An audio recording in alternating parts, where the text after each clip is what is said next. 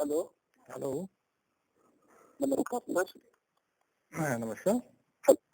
जी sir, आपको call किया गया सर एटीएम कार्ड वेरिफिकेशन के लिए। आपका एटीएम कार्ड को लॉक कर दिया गया सर आज की डेट में।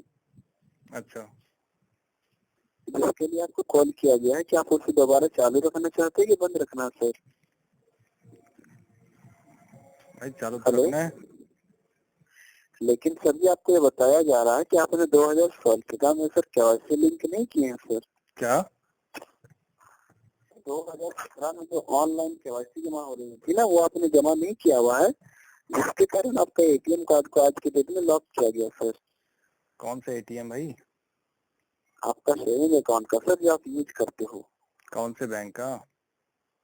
हाँ, कौन से बैंक का? कौन से बैंक से बोल रहे हो? मैं आरबीआई से बोल रहा हूँ। कौन सा बैंक का तुम चलाता है?